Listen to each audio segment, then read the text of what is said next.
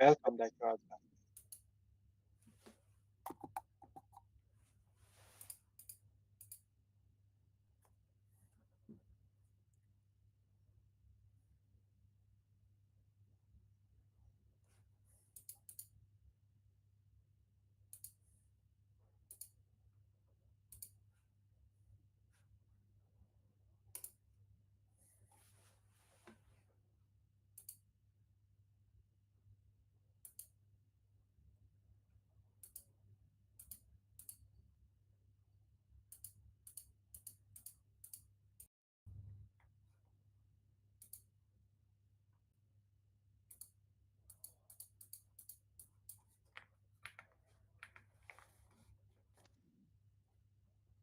Welcome, Dr. Osband.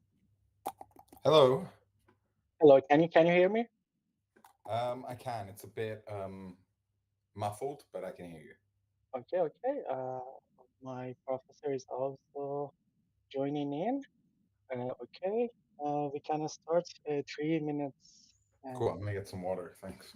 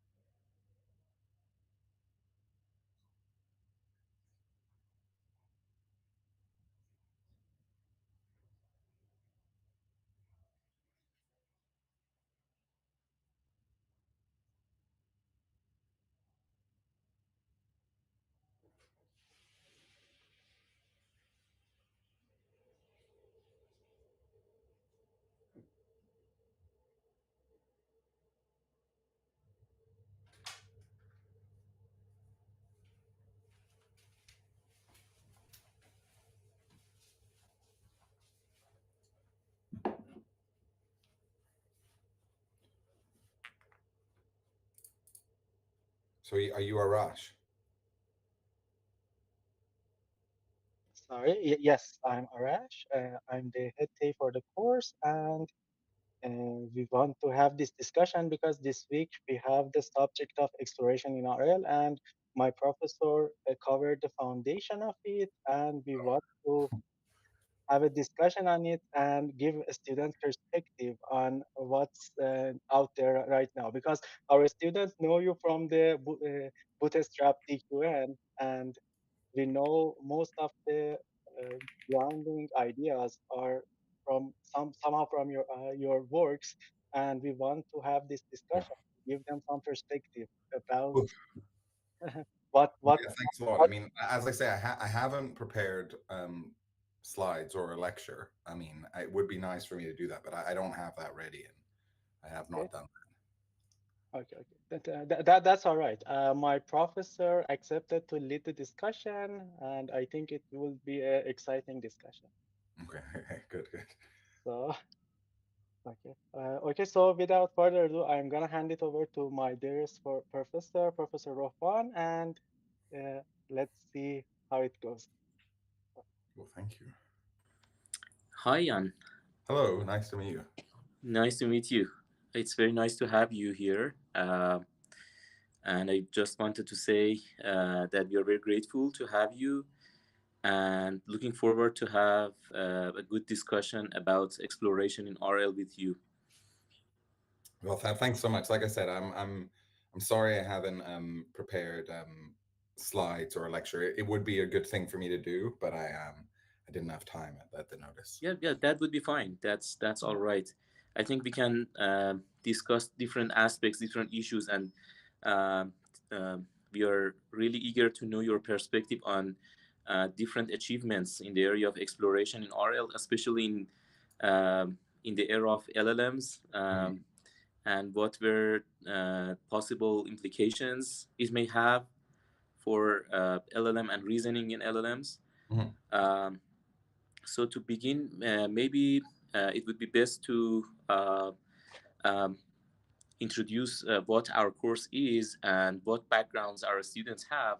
So in the last two sessions of the course, I tried to cover different aspects of exploration in RL. I started with Thomson sampling, and I introduced Bootstrap DQN, which was done by you and an impressive work. Um, and then I covered curiosity-driven exploration, which is augmenting the reward by some sort of novelty measure and uncertainty measure, something like that. And then finally, I explained the method of Go and Explore, which is kind of a breakthrough in different tasks, which are extremely temporally extended, such as Montezuma's Revenge game. So that is what the students know about exploration RL, and I wanted to um, begin this discussion with this question. So, what is your take on RL exploration? We have seen many different ideas, such as uncertainty modeling and Thomson sampling, and methods such as Go and Explore. Is there any major idea that is left unexplored in this area that you think may emerge in the next few years, or you think that is it and we cannot do anything better than these methods? Okay, cool. Well, thanks a lot. Yeah, I mean, I think one issue is when we talk about exploration in reinforcement learning, different people maybe mean different things. And that issue, I think, is particularly pronounced when we get on to like the LLM and reasoning models, and people aren't really sure. And people maybe mean different things. So for me, and how I think about exploration is really it's something that's actually quite fundamental to the RL problem. And again, RL is also a thing which is confusing because, you know, they say in the Rich Sutton book, it's both the word for the problem and the word for methods that are used as a solution. So something like Go Explore, you know, you talk about that. Go Explore is really an algorithm that is designed for use with simulators and for use with simulators and a reset, right? One of the important things in the Go Explore algorithm is this idea that you can take your world state and get to the edge of something you've understood, and you can reset. You can teleport yourself to that reset, right? So Go Explore is this algorithm, but that's not an algorithm that you could very easily use on, let's say, treating patients for a certain disease, right? You can't just, you know, rewind the simulator and get them to that exact position. So in that sense, other algorithms, let's say, you know, Bootstrap DQN, at least is designed for a setting where you don't have that ability to reset. Although, you know, these things can be mix and match, so there's a lot of gray area because you can use an algorithm developed for one setting in another setting. But so for me, exploration is one of the fundamental challenges in reinforcement learning, where the reinforcement learning problem is the goal to maximize this cumulative reward. And it's really inherent to like what separates reinforcement learning from other forms of optimization. Let's say optimization in planning, something like a linear quadratic controller. The issue is you normally know what the dynamics are. You know what the dynamics are, or you know the reward, and you have to optimize a path. So like when they made the moon landing, you know, when they tried to plan that, they basically knew the laws of physics, at least on a scale that deals with going to the moon. And so you know the gravitational constant. You're not really trying to update that on the fly, um, and then you've got to try and solve it. I think there's some, and again, each of these things, there's elements where the line gets blurred, but that's the challenge is an optimization problem, a control problem. And let's say there are other challenges out there. Let's say ImageNet, obviously ImageNet basically solved now, but that was basically a statistical problem. It's like, I want to be able to estimate which class this image is. And then once I've got an estimate of what the image is, it's very simple how I classify. I just read off what I think is the best class. There's no planning or anything like that. I don't need to plan ahead because each image is sort of independent. And so I think exploration is a challenge that comes up in bandit problems, and reinforcement learning is like a bandit problem with delayed consequences. And it's this issue that if you don't try something out, you might not gather the data you need in order to be able to make this plan. Okay. So at that high level, this exploration challenge, it's like an aspect of the problem that arises in reinforcement learning, and is sort of, I think, fundamental to it. Now, to go back to your question, you say, okay, well, have we exploration? We've got these algorithms, and I think the ones you mentioned were, let's say Thompson sampling, certain curiosity-based bonuses, and go explore. Do we need other things? So on that level, those things are particular algorithms that are designed to help you with the exploration challenge, with different levels of, I guess, generality, right? I'd say Go Explore is a very specific algorithm that's designed for things with like simulators and resets. I say in general, the curiosity bonuses are a form of, okay, maybe that's a lot. I realize I'm just talking, but maybe, and I wish I had slides to prep this, but I think people have really heard. So what goes wrong so why do you really need this exploration? Like, what can go wrong, right? And so to anchor it, imagine that I'm trying to cure people for, let's say, COVID or whatever. You come up with a certain type of infection, and the very simple two-armed bandit, I can give you A or give you B, and you either live or you die. And the first person comes in, I give them A, they die. I say, oh, I don't like that. The second person comes in, I say, I give you B, they live. Oh, that's pretty good. The next person comes in, I'll give you B. Oh, they die. Well, it's one of them, 0% of the people lived, and one of them, 50% of the people lived. So I'll just keep giving B. And from now on, if that's my algorithm is like, hey, it's greedy. So I have an estimate of how good drug A is. Well, I've only had one person, but I estimate that at 0 because I gave it to one person and they died. And I gave it to B. Well, I've now had 1,000 people, but 10 of them lived. So that's 1%. That's still better than 0. So I always give B. But I think intuitively, it's obvious there that, hey, maybe drug A is actually better than B, right? Because, statistically, it's very plausible that drug A could have a 50%, success rate. That's very plausible. And if I continue giving drug B, and maybe after 1,000 samples, I'm now pretty confident the true success rate is about 10%, 1%. I'm effectively killing people by always giving them B, even though I'm doing an algorithm that seems very natural, right? It's a thing we do all the time in life. So you're a businessman, you say, hey, what's the elasticity of this demand curve or whatever? How much money would I make if I price it this way? And you don't really know, right? You don't know how the world works, but someone gives you an estimate. Someone gives you an estimate and say, hey, if this is how the demand curve goes, I estimate that at these different price levels, you'd make this much money. And then you say, okay, well, I'm going to maximize the amount of money I can make, right? So that's estimate and then optimize. They're like two separate processes. I think it's very natural to be like that. The moon landing is like that. You estimate the gravitational constant, and then you optimize your plan to go to the moon. But when I pushed it to the extreme here, we're estimating the efficacy of drug A. You estimate it as low, and then your plan, you optimize. So I only give drug B. The problem is there's a feedback loop, right? And exploration It's that things you expect to just wash out with randomness, law of large numbers, eventually you learn the true value because the data you get impacts the decisions you make, which then impacts the data you get. You can get these really bad outcomes because you say you thought drug A was bad, you were wrong, and because you thought it was bad, you never try it again, right? And then that in the long run can be very, very bad.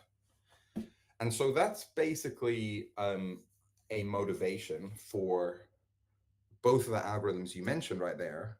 But in particular, I think it's obvious for the curiosity bonus is that basically if you overestimate something, you think it's good and it's actually bad, usually that's self-correcting because the model's we're trying to do as well as possible. So you are naturally explore things you know try. I'm using the word explore, but you'll naturally take actions that you think are good. And if they're not as good as you thought, you'll gather more data and eventually you'll learn. So those type of overestimations are kind of self-correcting, and underestimations may not be self-correcting, right? And that is I guess that's the idea of optimism in the face of uncertainty. So some people call that OFU, you might hear UCB, upper confidence bound.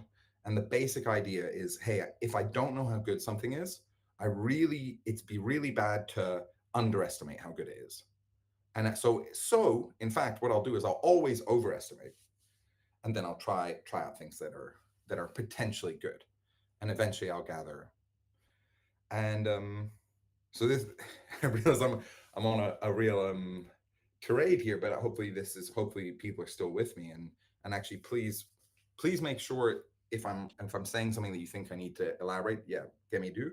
But so that principle of optimism in the face of uncertainty is a really big driving, that's probably the main driving principle for a lot of these practical algorithms. Okay.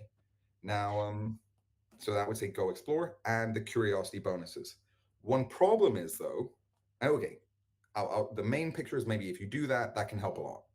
A problem that can happen is that it can be difficult to estimate exactly how much uncertainty bonus to add. So in the case of the two-armed bandit, the two drug opportunities, yeah, we can finesse a few models. We can say, hey, this is Bernoulli, this is whatever, this is binomial. But even a Gaussian approximation, if the things are independent, it's probably not too bad. We have the technology to do that, and it's not going to be really, really bad.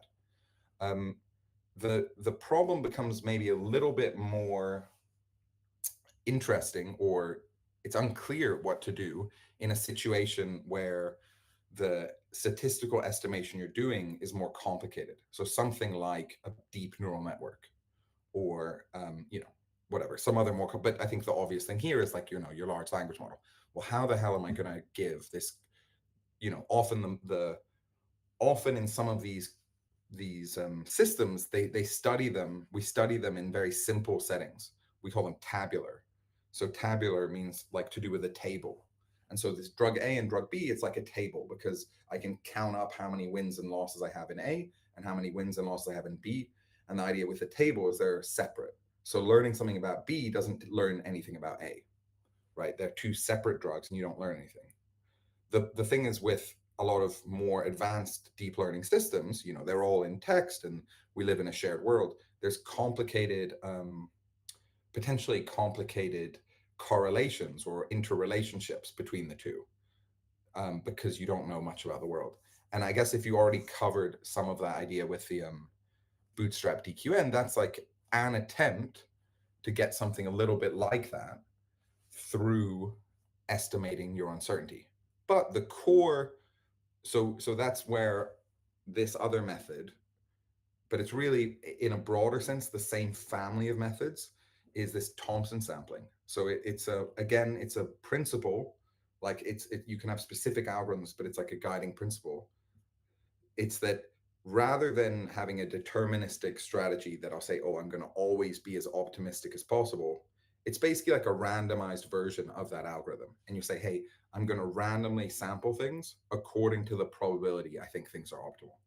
But at least for this purpose, I'll say in the big picture, they're kind of the same idea. And maybe the benefit of that is that you can imagine some situations where it's easier to get this distribution than to be able to bound um, the things. But in general, I think that zoomed out, they're actually the same, this pretty much the same thing. What I will say is that no, I don't think those are the only things you need. And I'm not going to go into it right now, but what I'll say is there are more sophisticated types of exploration um, where we when we study these things, quite often the way that people justify it is through like bounds or mathematics. You can prove that if you follow one of these schemes, be it Thompson sampling or UCB, curiosity bonus, then you'll get some kind of efficiency guarantee. And typically that means like if I run it in this type of problem, then I can guarantee within, you know, polynomial this, I'll learn a policy that's close to the optimal. Um, and maybe you saw some results that actually show that in some cases, things like UCB or Thompson sampling can be like mini max optimal. So mini max optimal means that there are problems for which no algorithm could do better than what these algorithms do in the worst case. And actually, this algorithm does achieve that. So, in some sense, you can't do any better than that. But just because you're mini max optimal doesn't mean that you're optimal or even close to optimal. And basically, there are other types of problems. Sometimes those problems have a bit more structure, and where systems like Thompson sampling or UCB are very far from the best you can do.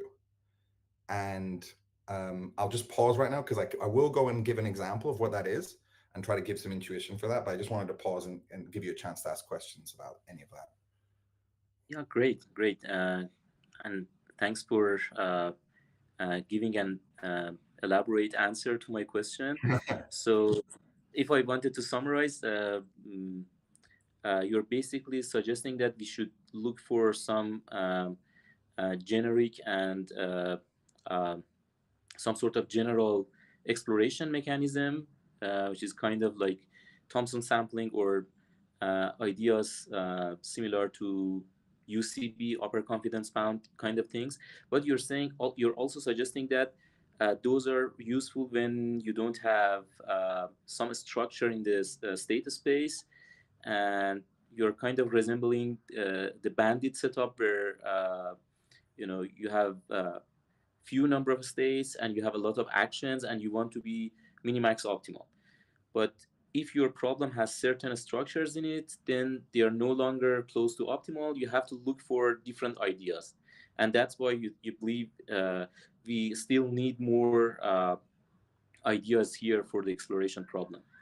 Is I that think is that maybe that's right. I think maybe I'd it's good to hear that back. I'd maybe change my emphasis. I think like it's good when going into this just to think about like how and when exploration techniques and techniques that really handle this, like when is it useful to think about exploration and what are the kinds of things that this, why do we think that this is an interesting thing to study, and like but like really zoomed out, right? So I guess kind of trying to get that big picture idea of like, hey, what is exploration about and why is it showing up in this problem? Like, why did no one mention to me exploration when I took computer vision or whatever? Is it relevant? Like, should I care about that? Right? Or why did no one ever talk to me about this as a problem? Like, it's something that shows up almost uniquely in, let's say, bandit or reinforcement learning, but bandits are sort of the degenerate, like very simple version, and has been studied pretty well. um, so it's not for me to say that you always need to think about exploration, right? And I think actually that's probably been one of the big, I think it's an area of research that's less developed and less, let's say, realistically less successful than in impacting a lot of the big things. Although I will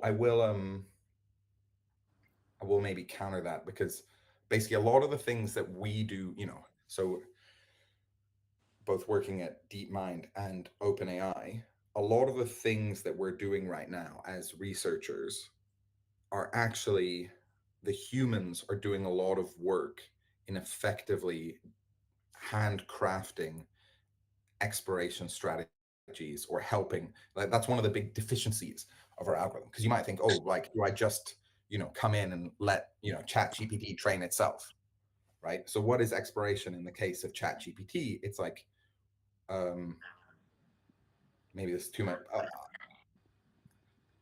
I don't know what level of familiarity people have with this, so but maybe I'll say that to make chat gpt is step one, you train the big llm.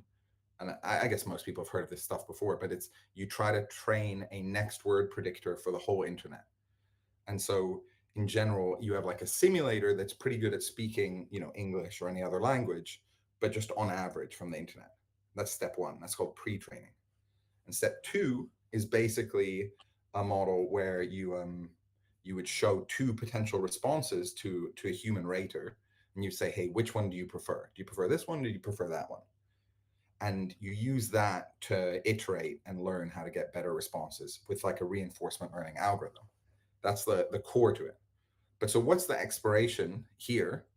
The issue in exploration is, well, what two responses do I show to the human, right? For what questions do I get ChatGPT to respond to? And what candidate responses do I get feedback on? Imagine if I just always showed two identical and bad responses. The algorithm wouldn't get any better, right? So again, it's really the same kind of problem that we had before. It's just maybe not as obvious. And and that's actually something that lots of teams of quite smart people and quite motivated people, they're like, hey, we need new data. We need to make ChatGPT better at writing. Let me get more writing data. I need to get more examples of doing math. Okay, I'm going to do this, right? And lots of really creative people are working hard to get that data. But you could imagine if you wanted to have like this super amazing AGI, you just say, hey, you work out what you need to learn, ChatGPT or Gemini or whoever, right? And that is what the exploration problem is about. It's like, hey, I'm making these AGIs, these AI systems. Are they going to choose what they learn about? Or is that something that humans do at the moment? And I'd say 90% of the time right now, or 99%, it's the humans are choosing what our AIs learn, right? Um, in ways that it's almost similar to like the old school computer vision. Old school computer vision was like, hey, I'm going to pick some features. Hey, I've got a good like fractal this, I've got a line detector this, and I'm going to choose the features, and then machine, you're going to learn how to have the linear weights on top of that. And now we don't do that, right? More and more gets automated, more and more end to end.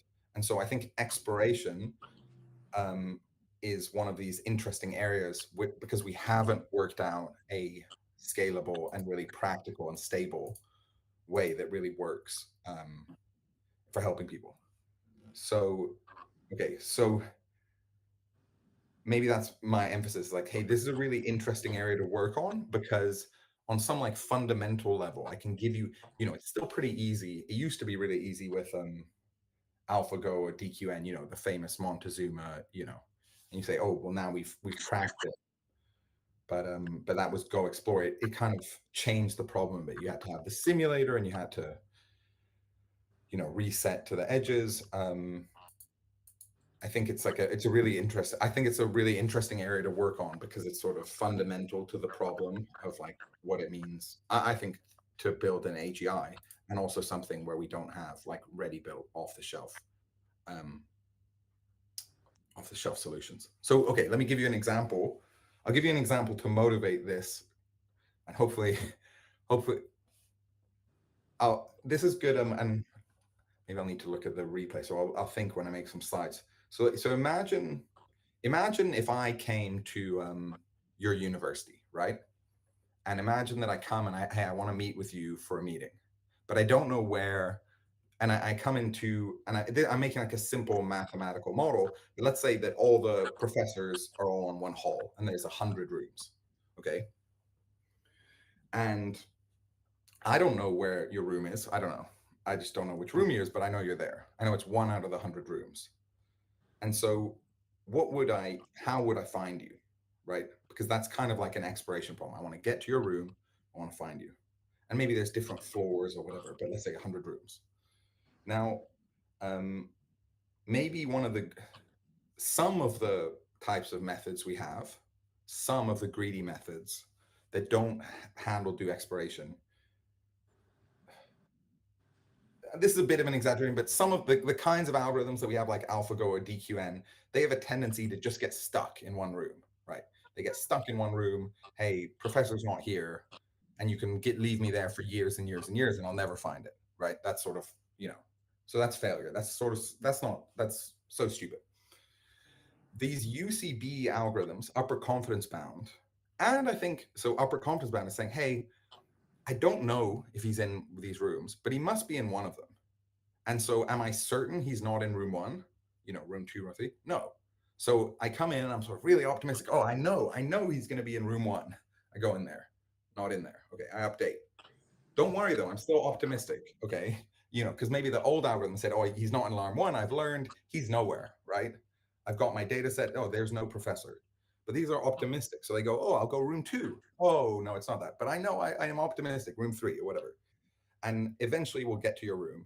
And on average, it'll take me, order n rooms. Okay. Wherever you are, that's where I end up with. Now, that's the optimistic algorithm. Thompson sampling is a very similar algorithm.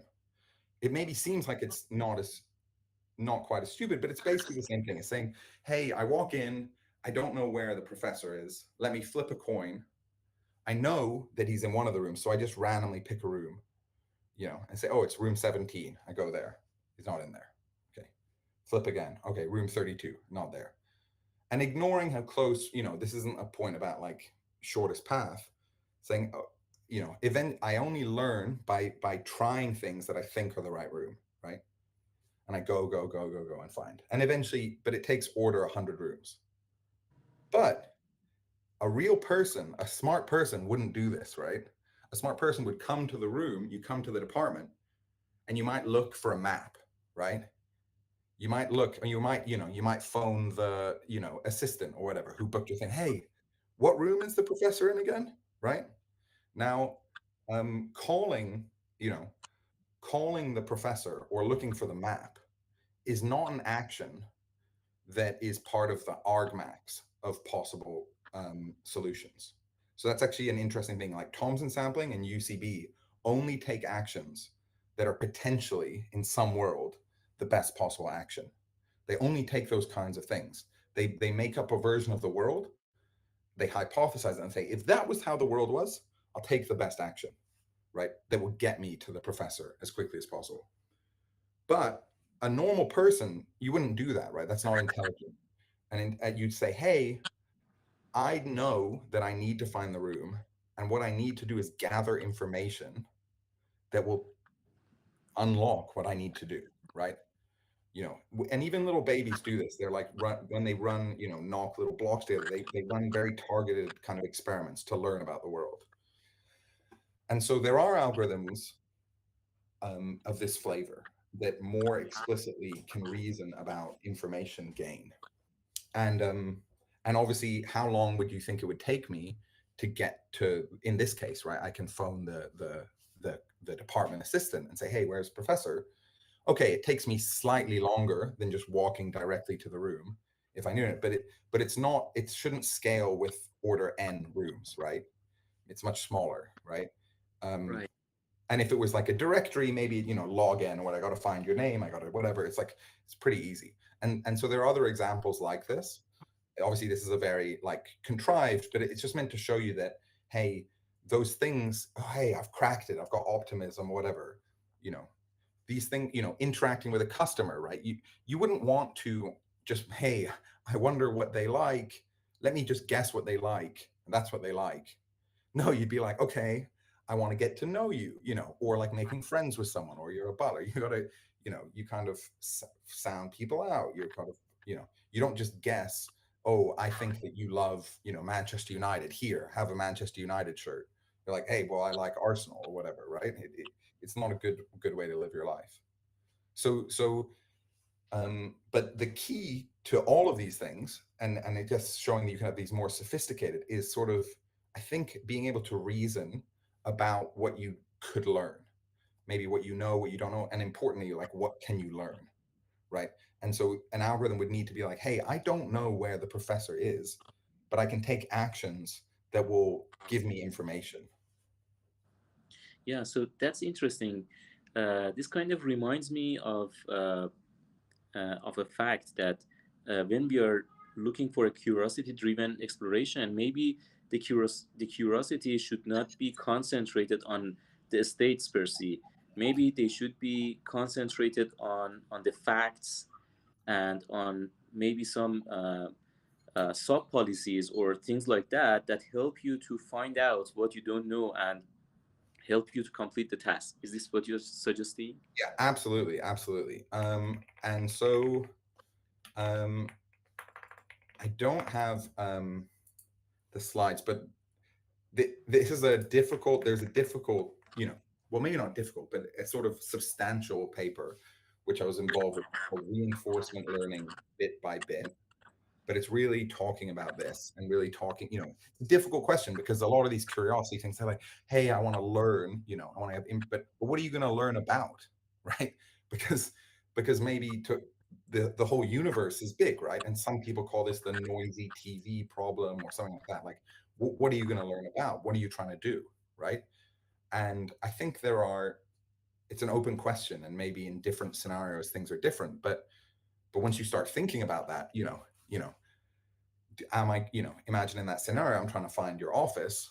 Well, I could learn a lot. Maybe, hey, what's the capital of France or whatever. I just don't know what the capital of, Azerbaijan is, Baku or whatever. But that's not useful information, for finding out where you're, or maybe it is, right? Because maybe there's some weird riddle that unlocks it. How do you know?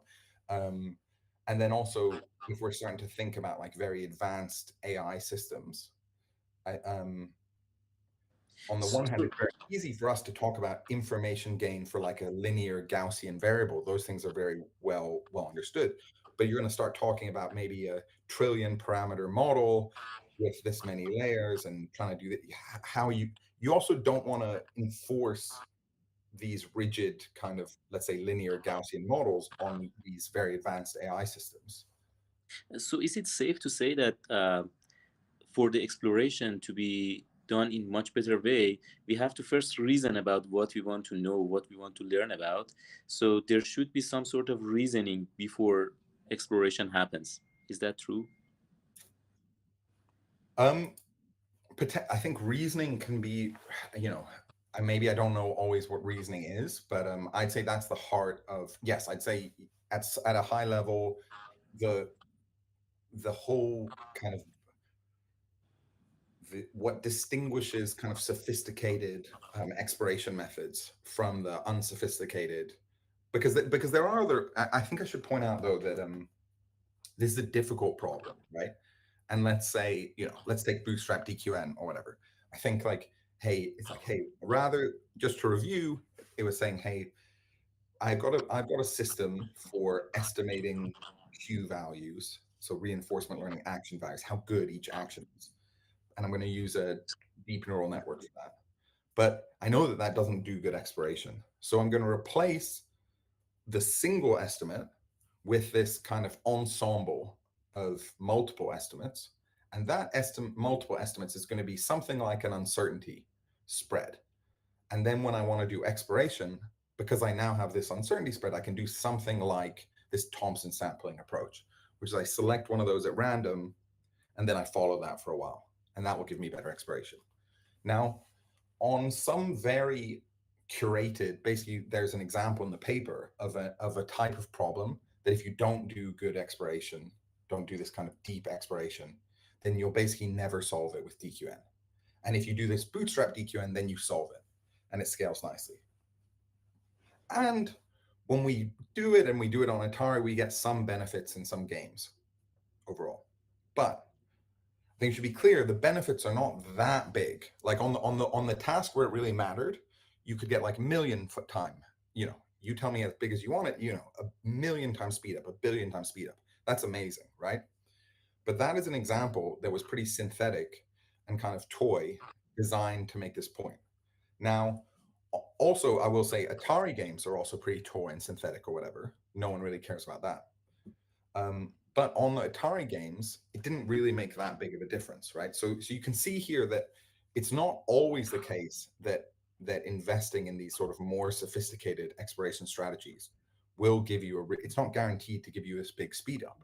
And there are other things that could mean it's not worth it. Like, hey, maybe the learning doesn't work well, maybe it's unstable, maybe it's too difficult to implement in your code and you end up with bugs, blah blah blah. So um and also, everything in the world, when you're in real problems, you're always making simplifications, right? Everyone's always making, so maybe, hey, this exploration problem, yeah, it is a real problem, but maybe it's not the leading order bit, right? So I don't want to mislead people to be like, hey, I want to do an AI thing. Okay, I got to first do exploration. I do personally think that it's an interesting thing to work on, and it's interesting because it has the potential on some problems to not just be a 10% speed up, to not just be a marginal gain. Like when it matters, it can matter a lot. It can, but even on those problems where it matters a lot, there are sometimes other ways to get around the problem. So let's say the task in the bootstrap DQN paper was this, where it really mattered was this kind of synthetic chain example. I can try and I can I can You flip. can actually share your screen. Yeah. Yeah, here we go. I don't actually. This is maybe a bit of a. I'm gonna. This is basically the same example, but I like the drawing a bit better in this paper. But it's the same example. So the idea is called this deep sea exploration. And the idea is you start off, it's called deep. You can see why it's called it, because it's like deep exploration, deep learning. Deep exploration is like temporally extended, multiple layers. So the idea is you have a grid that's n by n. It's scalable, so the problem becomes more difficult when it's bigger. And you're this little diver character, and you always start in the top left corner, and then you go down. Always you drop down either left or right, but the actions left or right, 0 or 1, are different in each cell. And basically, at the bottom right here, there's either a lot of money or there's a bomb. Bomb is bad, money's good. And nowhere else is there any reward. And the thing is, because you drop exactly 1 row each step. So this is a synthetic problem. It's just meant to be like the most difficult. The problem is that it's meant to be like a needle in a haystack, because you can have all the possible policies that can explore. If you just have it randomness, there's only one policy that will get you all the way, and that's to go right in every single thing, go down the diagonal, and find out here. Okay. Now that requires n rights in a row. Okay. Now that's easy if n is 2, right? But if n is even pretty small, even if it's just 20, and you select them at random, you're never going to get 2 to the 20. It's like a million.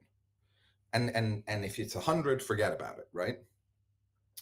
And the problem is that this is actually a very easy problem, right? So it's very simple, but I say it's extreme because it's extreme in that there's only one policy that out of all of the policies, the 2 to the n policies, or n squared, um, but also it's very easy to see what the right answer is. And now this is the problem where the DQN or whatever without bootstrap DQN doesn't do well. But if you have an algorithm that is efficient, you can learn it in n episodes, because all you need to learn is like what is the action that goes right at each stage, and you'll find out the thing you want to learn. So here we saw a really really big improvement, but it doesn't mean that you're always going to see that. And I think that understanding, it's an open question. I think there are people out there who might argue, hey, this is not, this is also, this is what I said, this is mostly a tabular problem. So the way I've drawn it here is that learning about this cell doesn't tell you anything about that cell, right? Except for you go from one to the other. So that's how they're linked. It's not clear, even if I argue that this would show up as an issue. I think one of the other hopes is like, hey, when I'm learning in the problems I care about, actually I'm going to emphasize more generalization. So the exploration problem is not as important as getting loads of parameters in my neural network, right? Or training on more text. If I just train on more data, I can learn. And so this is a problem where if you just do vanilla DQN, you basically never learn. I can jumping this is these are experiments, actually with a neural network. Um, and basically if you okay, I'm jumping.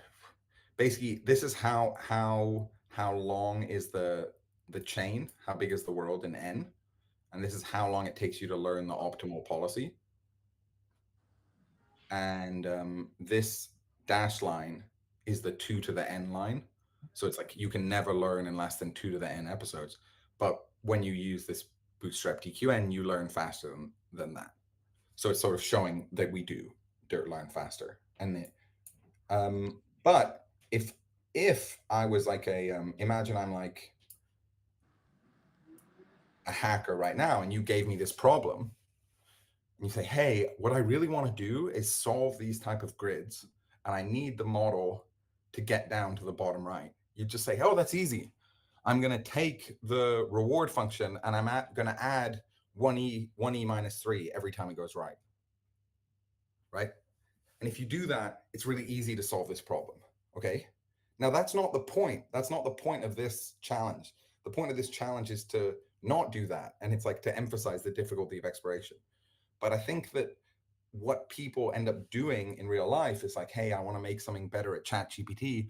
Oh, it never is going to do that. Okay, what I'm going to do is I'm going to hire an expert in, it's not good at Persian poetry.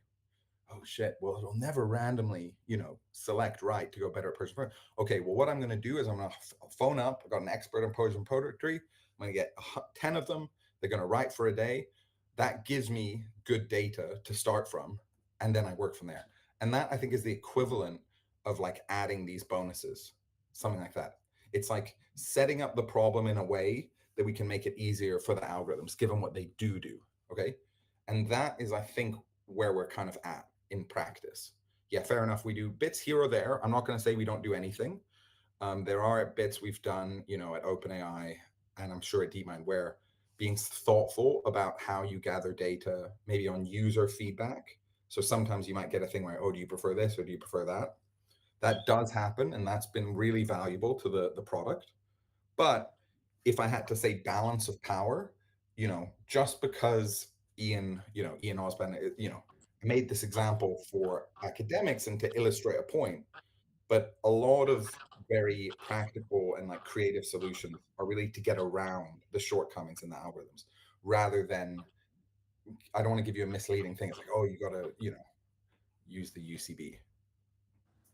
All right, that's a cool example. So, if I understood correctly, you're saying that uh, exploration is not always helpful, and it depends on the problem. Like on these synthetic problems, can always make the case for these algorithms to work, and in other cases, people are usually making um, some sort of pre-training or some sort of reward hacking, reward engineering, or things like that to make it work with existing algorithms, right? Exactly. So, uh, what are the open questions in the area of exploration, having all these in mind, having all these problems? I mean, is it like a closed area? There is no more research need to be done here, or you still believe we should work on certain problems here? Yeah, I definitely, thanks a lot. Yeah, I think that's a great summary. I think it's super interesting. I think one of the most interesting thing right now, I think, has to be, um, how do you, and this is something I've been, I'm not just saying this is the most interesting thing because I work on it, but I do work on it because I think it's the most interesting thing, right? So let's get it the right way around. I think the most interesting thing is that we have these kind of simple and like stylized problems where we really understand the differences and the importance of exploration is like so clear. Um, and I'd say the real limiting factor right now has been how do you extend these insights, or can you extend? To what extent do these insights extend from the tabular, or like the simple, even if not tabular, even linear, to the sort of modern large deep neural network LLM world? Okay. And I think, yeah, it'd be good to question that. Also, to question, hey, maybe, it would even be interesting for someone to come into this with a skeptical mindset and say, hey, Ian, Ian Osband et al. Wrote that exploration was really important, and you may also, I think this is pretty rock solid, but with proofs and stuff. But if you found a problem with the proof, that would also be cool. But you could say, hey, well, although it applies in these examples, actually, that stylized example is not a good example of the real problem, because the real problem is more like XYZ. And in this problem, you don't need to do these special methods. So even a disproof would be interesting, but I personally don't think you'll be able to, but that would be cool if you could. I'd love to see it. And then I'd like to understand, like, okay, well, do aspects like this aspect of like trying to prioritize new information, how how does that show up, and how could you improve on that in the modern LLM system? Now, I can talk about, DeepSeek, obviously, because that's like open source and public. But I think it should be pretty clear that this is pretty similar at a high level to the kind of technology at OpenAI or Google or whatever. And the basics of those systems is what I said before. You take the LLM, and then you do lots of samples, and you hill climb like certain graders or reward functions. In those algorithms, there are a few things though that aren't explained, or it's not clear if you wanted to make your own DeepSeek. How are you going to get your graders? Like, what kinds of graders or reward functions are interesting for you to do? Obviously, that's somehow like a product taste, but how do you pick that? What prompts? Because the prompt is the sort of like the text you give before you give the response, or like the questions you're going to ask the LLMs. What kind of questions are interesting for the LLM to study? Now, that is not happening in the algorithm right now. If you had the algorithm box, well, no, they aren't really publishing all these things, but in DeepSeek, they don't say where that came from. It's a mystery, right? And obviously, there are some question marks. Okay, was it distilled, or was it this, or was it that? Is it legal? But even I'm not questioning that element of it. I'm saying, like, hey, because I can tell you that what happens at the moment a lot is that those kind of questions are absolutely crucial to the performance of the chatbots and whatever that are kind of taking the world by storm. But that part of the algorithm is actually being done by humans right now. AI researchers, but still kind of humans. The algorithms in general don't pick those things. And I think it would be interesting.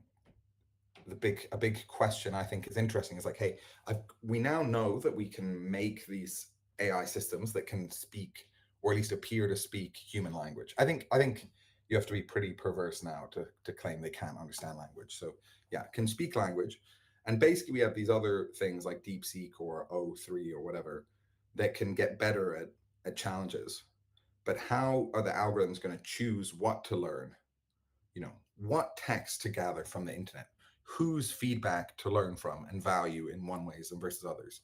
It's related to the alignment problem as well.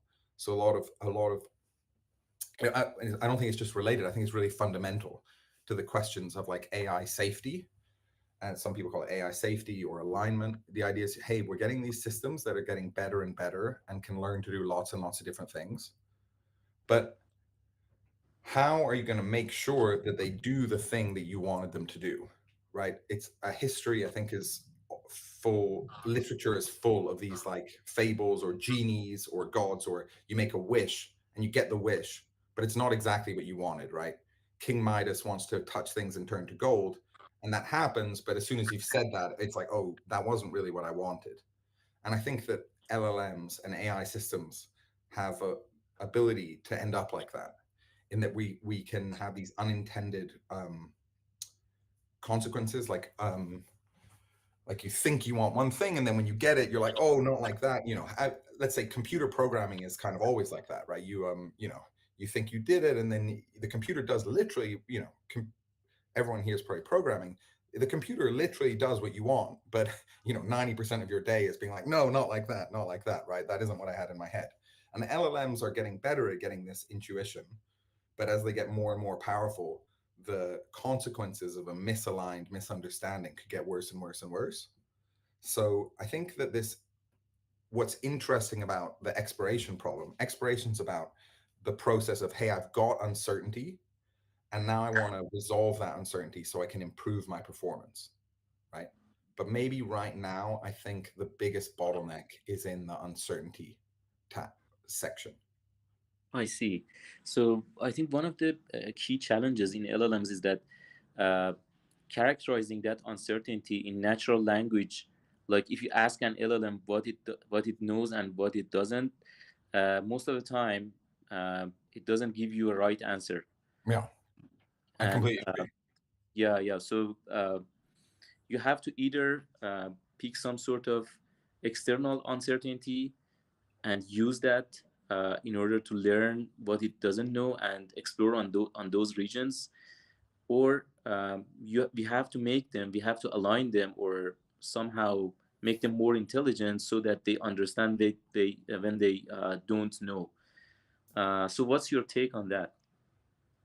Yeah, I completely agree. So before I went to OpenAI, and still worked on this, but I'll give a bit of a pitch. So this was an area, um, this is a paper that I worked on, and it's actually the culmination of a lot of related papers, but that's exactly the idea. So I'm just reading out the abstract here, but I'm kind of saying intelligence relies on an agent's knowledge of what it doesn't know. Okay, that's a bit confusing, but um, and that basically I'm introducing a approach for neural network learning, that neural networks aren't very good about knowing what they don't know, but that the idea is this thing called an epistemic neural network is a type of neural network that is designed to accommodate this type of uncertainty.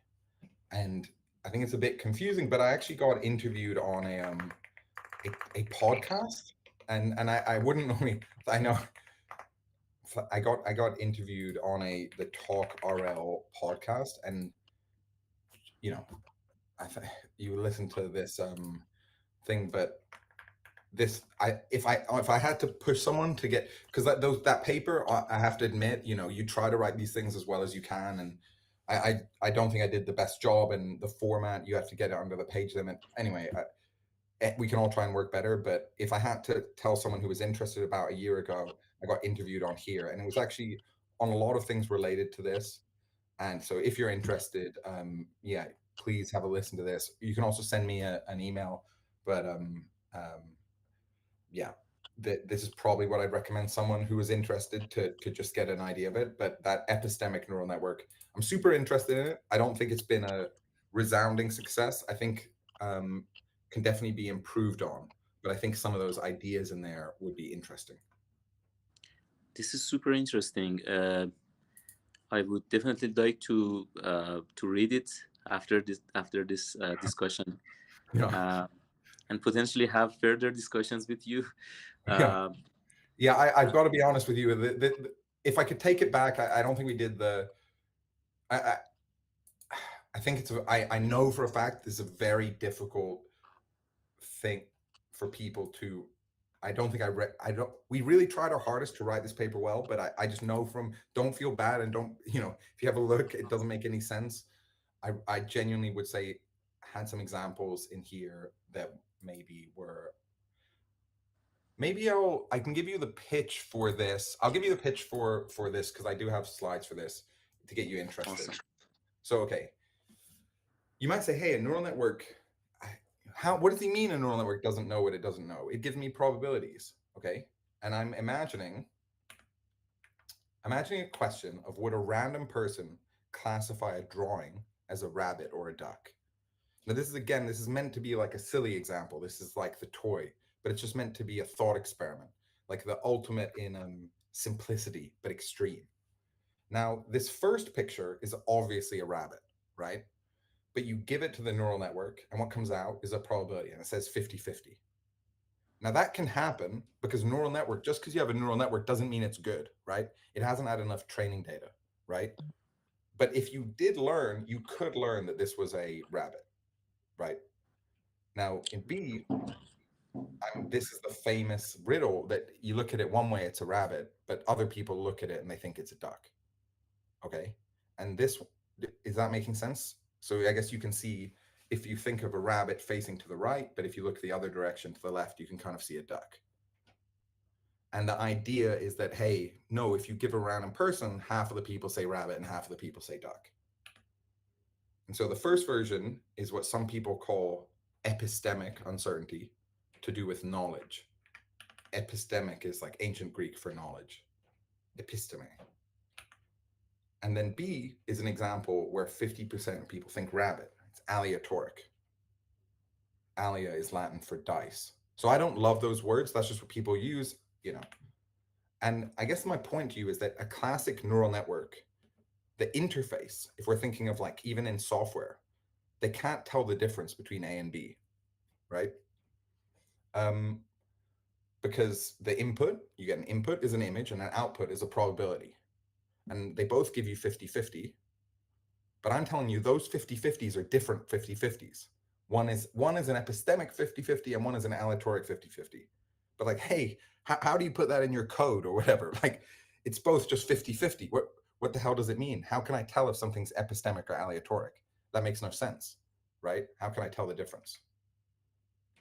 And I guess uh, um, this is an allegory, right? This is an allegory for these things that show up in things that really matter. For example, imagine if I'm comparing two chatbots, right? And I say, hey, do you prefer response A? Would a person prefer response A or response B, right? And I'm trying to launch, maybe I'm trying to launch A instead of B. Well, imagine maybe A and B are the same, and just whether someone prefers one is just chance. That really doesn't matter, right? But if we're in the epistemic case, A is maybe very much better than B. So I should try it out to find out. Or it's very much worse.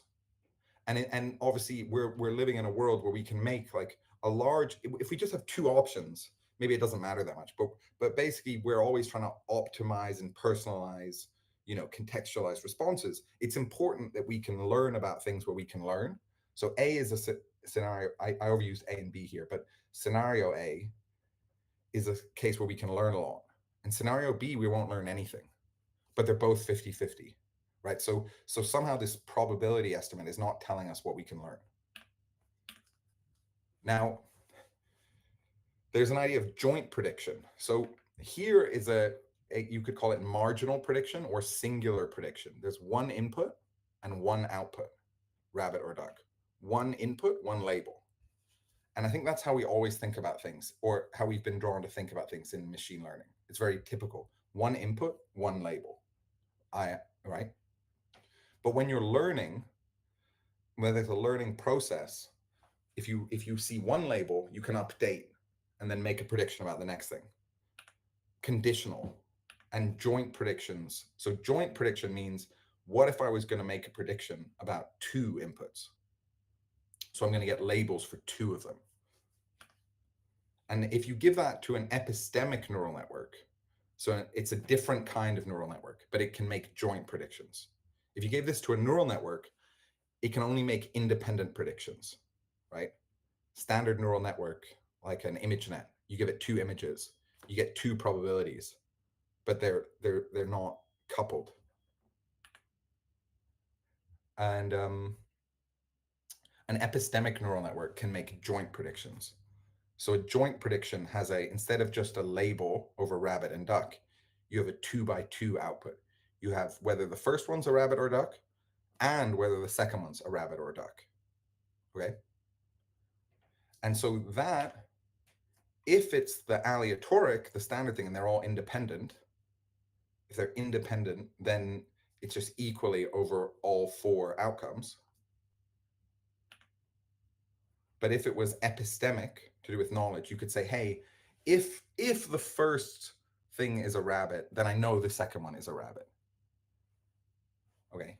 And I guess this is the point, is that this, it doesn't mean that you're right or you're wrong to make these predictions, but you can express this difference.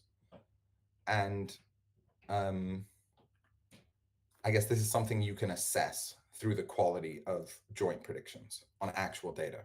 Because in some of the literature, you might say, hey, well, you think, you may think this is aleatoric, but I think it's epistemic. But really, that's a difference in opinion, man. And who are you to rain on my parade? And that's true, right? But this is something you can assess on the quality of real data, which is the quality of the joint predictions, which are on can be measured in joint likelihood. And so maybe that's an interesting thing. And just to maybe, I'm going back to the front, but basically, at least on the things we looked at and on this joint, we had these techniques, which was maybe, and if you went over the bootstrap DQN, the idea is this: I'm going to look at these methods that have the quality of the uncertainty, so it's better to be higher, and the amount of compute costs. And roughly speaking, the bootstrap DQN method was saying, hey, you don't get a good uncertainty when you have one model. But if I train this big ensemble, maybe with the different heads or bootstrap, that somehow I spent more compute, but I got better performance. And an EpiNet, anyway, this epistemic neural network, we have a new type of technique that has much better performance than even the large ensemble, but at a much smaller cost. And so anyway, that's a piece of work that's like close to my heart, and I think it's interesting. And so, caveat, I think there's interesting stuff here, but it's maybe a slightly different way of looking at things. So hopefully that gets someone interested. But yeah, thanks so much for having me. Thank you so much, Jan. And I think we may have very few questions from the Yeah, yeah, audience. If you have some few minutes, I do. yeah, we can take those questions as well. So uh, I think Arash could possibly take care of those questions if there are any of them. Arash, can you handle Uh, those cases? sure, sure. I'm here, and thank you. We have, we have, Hello, can you hear me? Yes. Is my voice clear? First of all, thanks for this awesome discussion. My question is regarding the exploration, the new methods of exploration that I see in recent papers, that they learn exploration. For example, in a paper, I saw that they have an agent which create context for another agent to do its task. And it was the way that, the objective of the RL was somehow influencing the explorative agent, which creates the context. And yes, the idea of learning exploration instead of doing it by some mass, doing it the classical way of bandit or using the methods there? And is it any difference between exploration in RL and exploration in meta RL? These Okay. are my Yeah. questions. Okay. Yeah. I think. I think. Could you turn off your? Yeah. Sorry. I think this is a difficult thing, and it's difficult for. It's easy to get really confused about things. I've heard a lot of. Also, I want to caveat that this is something even at OpenAI that people and Google people disagree about.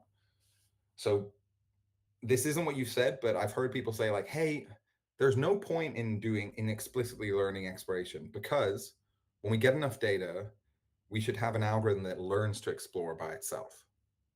Okay, cool. So it sounds like a good idea.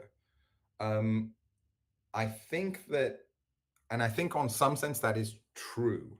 So if you get enough data and you have a big enough function approximator, eventually we want to have methods that are non-parametric and aren't like, aren't restricted to some kind of assumptions that we start out off with, right? So we design things and eventually they should learn and get better. I think people who say that, though, ignore the amount of data or compute it would take you to get to that point, and ignore the benefits of having like good priors. So another thing I think I might compare it to is you say, hey, I've got one of the ideas that I think was quite popular and we basically don't use at all. It's like, hey, why do we do gradient descent, right? Or why do we do atom at all? Shouldn't the model just learn how to update its own weights? Because once you have enough data and once you've seen enough things, like what instead we should do is we should take the neural network, pass its weights to another neural network, and that neural network should learn how to update the weights. Okay. I think that's also probably true, but that's not what people do, right? People do still use, gradient updates. And in particular with like handcrafted, atom style normalizations and momentums. Now, why do they do that? I think it's because although you could learn it, it's more efficient to bring this in as a prior that, hey, the gradients and stuff are good information. So so but it doesn't mean that you shouldn't have a big system that's non-parametric and updates. So it's a very interesting idea, and yes, we should be having methods that should learn, and they definitely should learn and should continue to update. I think we have to be clear on what counts as the definition, and I think the idea of exploration is like, maybe you as the algorithm designer should be thinking or could think about, hey, is prioritizing what the information I gather important? But it's subtle and it's confusing, and it is on my list to maybe clarify my own thinking about that. But I think it's a great question, and yeah, maybe I'll just, if I had to push it back as one thing, I'd compare it to like, hey, well, why do we do SGD? Why do we take the gradient? Why don't we just let the neural network learn itself? Okay, I see. And about the foundational models in reinforcement learning, and one of the example is ADA, as I know, the one which was designed by DeepMind. I think that the agent should decide in inference time to what to explore. Are this kind of problem, can they be formulated in classical RL, or they cannot be? And these Oh kind yeah, of yeah, I think so. exploration I are think so. I think different. so. I think so. And I think they're great ideas and with a lot of potential. So yeah, I think it's a very interesting area, and definitely, I I think when I think of like, I not everyone does this and people use, but I think that RL for me, and I know Rich Sutton definitely, so I'll appeal to him, but I think I find it most helpful to think of RL as like the problem you're trying to solve, and it being very general, extremely general. And then actually all these other things, yeah, do they fit in there? Absolutely. And are those good, interesting ideas? Yeah, absolutely. Because I think there's a lot of magic in the large foundational models, and you know, you explore, learning about that and making that work for you has really been a huge success. Thank you. Thank you.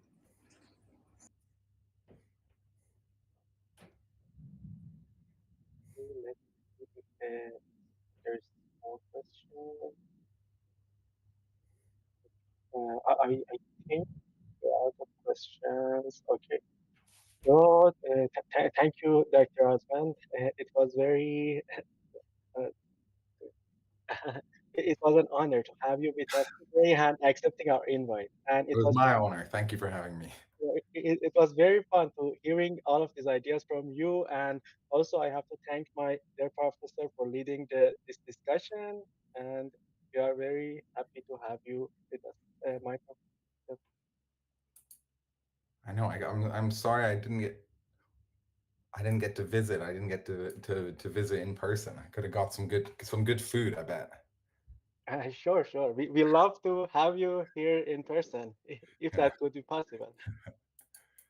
Thanks so much. Okay, Dr.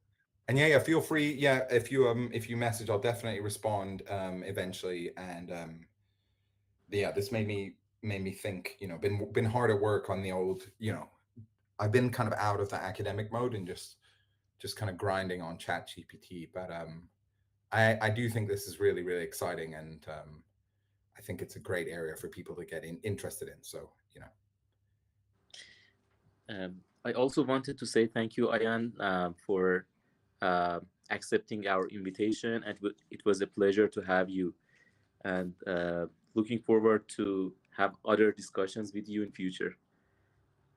thanks so much. Thank you. Thank you so much. Have a nice day. You too. Thank Bye. you. Have a good rest of the day. Bye.